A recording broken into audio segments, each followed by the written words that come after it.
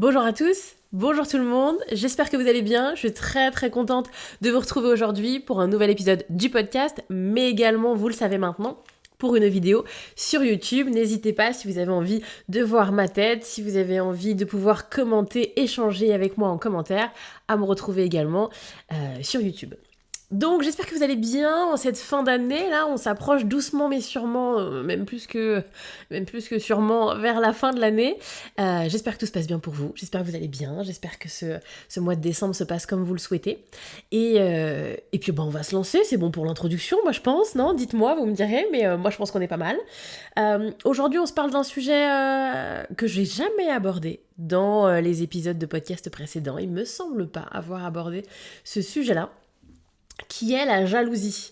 La jalousie du passé de l'autre, la jalousie envers les ex, un sujet assez touchy, avec beaucoup de gêne, beaucoup de honte. Alors moi, on m'en parle régulièrement quand même, dans les personnes que j'accompagne, mais c'est effectivement pas ultra démocratisé. Il y a beaucoup de sentiments inconfortables par rapport à cette idée. Bref, on va se parler un peu de tout ça.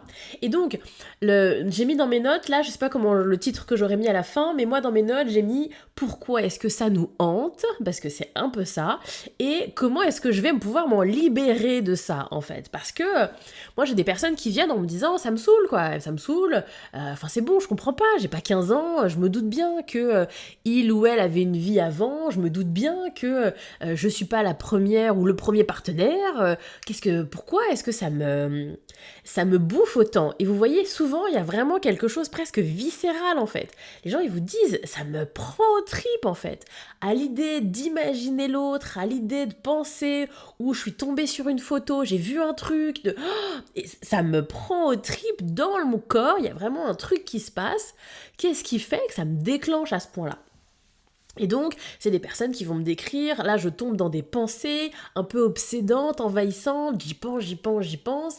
Des gens qui vont décrire aussi, je me noie dans la comparaison, non mais avec elle ça devait être mieux, ou elle a connu tout un tas de partenaires, des expériences extraordinaires, par rapport à moi ça doit être, vous voyez, un regard comme ça un peu négatif, jugeant d'infériorité, je suis moins bien que ce que l'autre a connu avant moi, vous voyez un peu l'idée.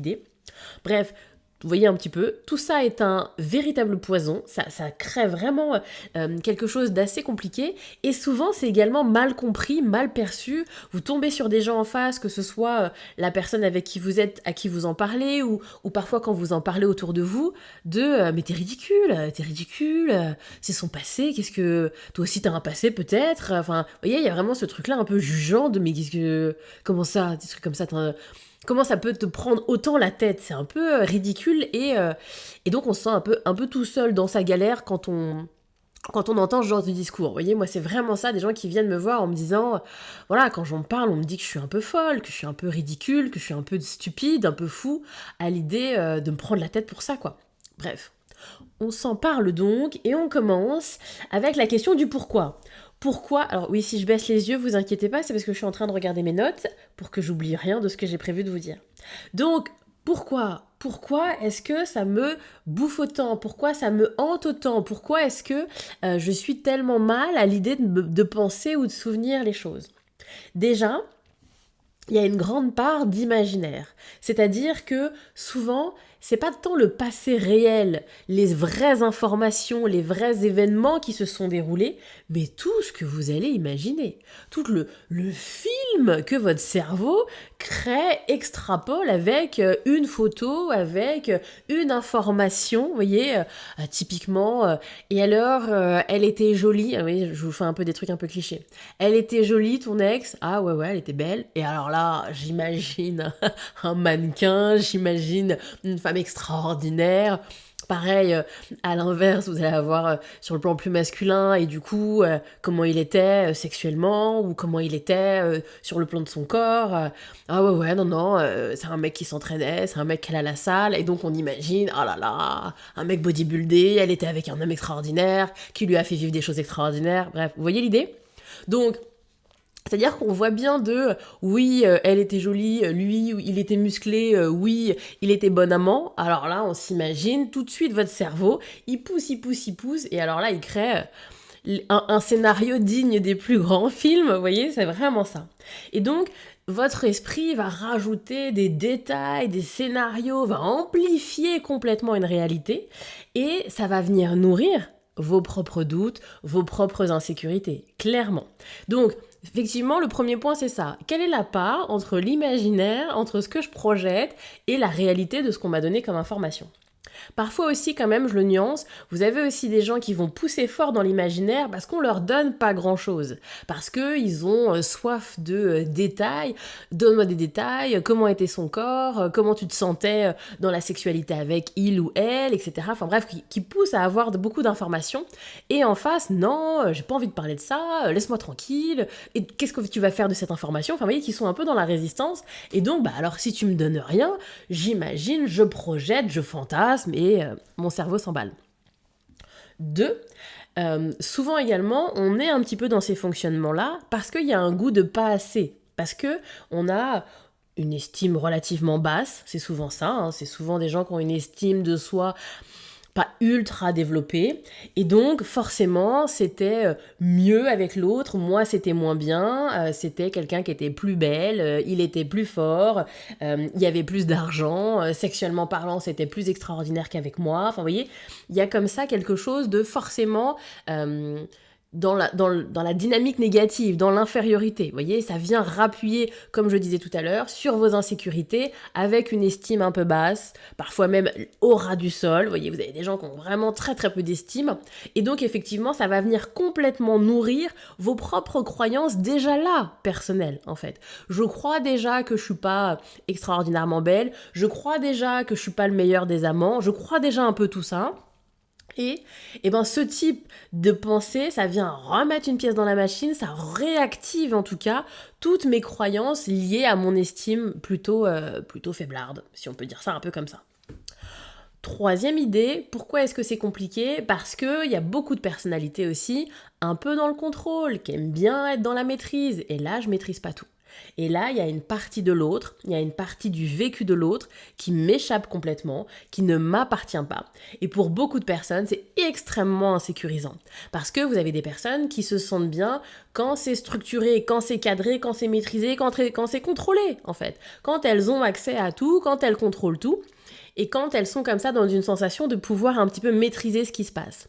Vous avez aussi cette notion parfois d'appartenance. Quand je suis en couple et que je m'engage avec quelqu'un, vous avez des gens qui vivent un engagement extrêmement profond et donc il y a cette notion d'appartenance. Tu m'appartiens, tu es à moi un petit peu et je suis à toi. Hein. Souvent ça marche dans les deux sens.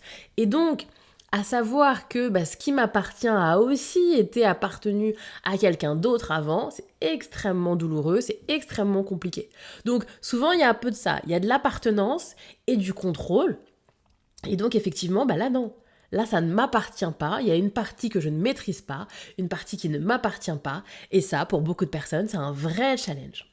Donc, une fois qu'on a dit un petit peu tout ça, et donc qu'est-ce qu'on fait avec ça, Lucie ? T'es bien gentille, oui, qu'est-ce qu'on fait de tout ça ? Petit 1, il y a un travail à faire sur l'estime et la valeur qu'on s'accorde. Enfin, c'est comment dire ça ? C'est un travail déjà qui ne mange pas de pain de manière générale, hein, vous voyez, si vous avez une estime basse, mais encore plus si cette estime basse, elle vient être nourrie là par le passé de la personne avec qui vous êtes. Donc, c'est un travail sur soi, sur sa valeur, sur son unicité en fait. Qu'est-ce qui fait que être avec moi est unique ? Qu'est-ce qui fait que la relation qu'on a et donc ce que j'apporte à cette relation rend ça complètement unique et incomparable avec ce que l'autre a vécu ? Et si à cette question, vous me répondez « moi je vois rien, il n'y a pas, je comprends pas, moi il n'y a rien qui me rend unique », bon, vous avez sans doute besoin d'être un peu accompagné, d'être un petit peu, de devenir, qu'on vous aide, on va dire ça comme ça, à venir bosser et à rebooster un petit peu votre estime, en fait. Si ça ne vous vient pas spontanément, c'est peut-être comme ça, hein, je le glisse là, qu'il y a peut-être un peu de travail et que l'estime, elle est un peu basse, vous voyez. Mais effectivement, en tout cas, c'est vraiment ça. C'est venir prendre conscience de votre valeur, prendre conscience du caractère incomparable, en fait. Quand bien même il a été ou elle a été avec quelqu'un d'autre, ça ne se compare pas du tout à votre relation, avec ce que vous êtes, etc. Bref, vraiment votre valeur, votre unicité, qui me semble effectivement des notions hyper importantes à travailler et à remettre en avant, à venir valoriser. Le deuxième, Ce qui peut être également intéressant, la deuxième piste de réflexion, c'est de venir identifier c'est quoi qui déclenche. Qu'est-ce qui fait que ça m'arrive et que j'ai ces pensées-là? Vous voyez? Qu'on vienne un peu comprendre les leviers, les déclencheurs. C'est-à-dire, alors je vous donne un peu des exemples. Moi, j'ai des personnes qui vont me dire, j'ai vu une photo où il y a eu comme ça une conversation, on en a parlé, etc. Ok.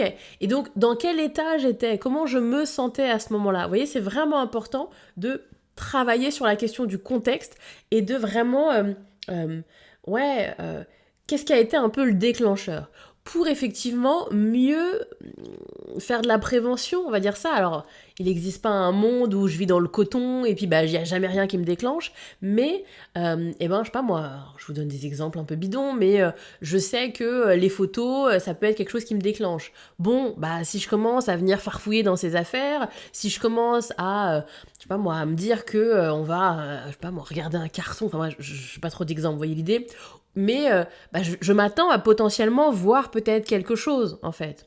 Pareil, si, je sais pas moi, c'est quelqu'un de son passé et qu'on retourne dans la ville de son passé, vous voyez. Enfin, bref, il peut y avoir quelque chose de je prends conscience des déclencheurs possibles pour mieux effectivement venir faire un travail de prévention. Qu'est-ce que j'ai besoin d'entendre? Qu'est-ce que j'ai besoin de faire pour que je vive au mieux ce qui risque de me déclencher? Vous voyez, qu'il y ait une forme de préparation qui est ma foi, généralement plutôt aidant, en fait. Ça me tombe pas du ciel, je suis préparée à ce qui arrive.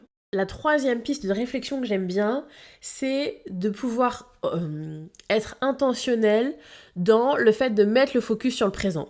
C'est-à-dire que toutes vos pensées, de jalousie, de machin, de trucs, ça alimente le passé, en fait. Ça vient mettre du grain, là, dans le passé. Sauf qu'il se passera rien là-bas. C'est une impasse, en fait. On ne retourne pas en arrière, messieurs, dames, c'est pas comme ça que ça fonctionne. On avance vers le futur. Donc, mettre de l'énergie sur le passé, vous torturer le cerveau à vous refaire des films de ce qui a été, oui, on met des coups d'épée dans l'eau, en fait. Ça ne sert à rien. Rien n'en sortira de ce type de pensée. À part alimenter du négatif, alimenter des insécurités, nourrir vos doutes, créer comme ça, où pendant 2 heures, j'ai des pensées, des émotions inconfortables, il n'y a que ça qui va en ressortir, vous voyez. Il n'y a pas de trésor caché qui va finir par arriver avec ce type de pensée.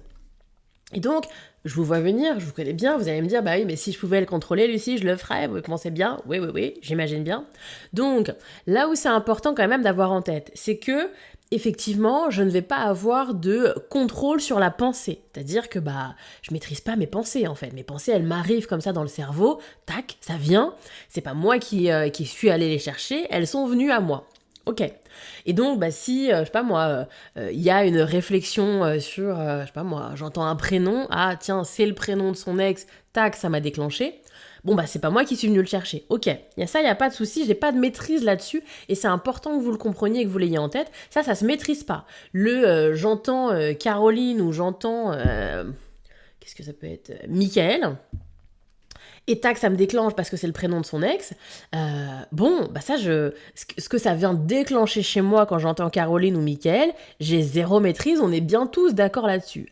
Par contre, une fois que la pensée est là, ah, Caroline c'était son ex, là j'ai de la maîtrise sur ce que je vais pouvoir en faire. Vous voyez ce que je veux dire? Et là, je peux me dire, ah, Caroline, elle était belle, Caroline, elle était ceci, Caroline, et penser 3 heures à Caroline ou à Mickaël, ça marche pareil. Et là, effectivement, j'ai du contrôle sur ces 3 heures après. Encore une fois, le premier déclencheur de pensée, je l'ai pas. Caroline, c'est son ex, ça c'est du réflexe, et si c'est instantané, c'est non maîtrisé. Par contre, 3 heures sur Caroline, là, j'ai de la maîtrise. Et c'est à ce moment-là où je vous dis, dans ces cas-là, on reconditionne son cerveau, je pense qu'on peut appeler ça comme ça, un reconditionnement de non, je ne veux pas partir sur 3 heures de Caroline, en fait, c'est plus possible, je ne veux pas. Et donc, je viens décider de mettre à la place d'autres pensées, de travailler. Alors, bien évidemment, c'est pas instantané, ça ne marche pas à la premier coup, etc., mais si à chaque fois je suis intentionnelle dans non, je refuse de me laisser aller là sur les pensées de Caroline, non, je pense à autre chose, non, je décide de faire autre chose, et je reprends du pouvoir sur le déroulé de mes pensées. J'espère que je suis claire et que vous voyez un peu la différence. En tout cas, c'est à ce moment-là que non, je viens me concentrer sur le présent, vous voyez? Et donc, c'est un peu souvent ce que je vous dis, vous savez, de ces pensées plus émotionnelles et ces pensées plus rationnelles. Et où ça va être intéressant de se dire, ok, bon bah là je pars là et mon cerveau s'emballe et me fait des scénarios sur Caroline et je viens me mettre le focus sur le présent. Comment je me sens dans ma relation dans le présent? Comment est-ce que je vais dans le présent? Comment je vais avec mon partenaire, ma partenaire dans le présent? Comment je me sens dans le présent? Bref, je viens me réancrer plus profondément dans le présent. Bref. Donc, voilà un petit peu comment est-ce que ça se travaille. N'hésitez pas si vous avez des questions, n'hésitez pas si vous sentez également que ce travail, il n'est pas fluide pour vous, à vous faire accompagner, que vous soyez un peu guidé, orienté pour faire ce travail-là. Encore une fois, l'idée de cet épisode de podcast et de vidéo, c'était de démocratiser un petit peu tout ça, parce que oui, vous êtes bien plus nombreux que ce que vous pensez à être concernés par ce genre de choses. C'est bien plus fréquent qu'on ne le croit. Il n'y a pas de honte, il n'y a pas de gêne, il y a des choses qui l'expliquent et il y a des choses qu'on peut mettre en place pour essayer de le travailler. J'espère que ça vous aura aidé. N'hésitez pas si vous avez des questions, besoin d'aller plus loin. Et puis moi, je vous retrouve bien sûr la semaine prochaine pour un nouvel épisode du podcast et une nouvelle vidéo. À très bientôt tout le monde.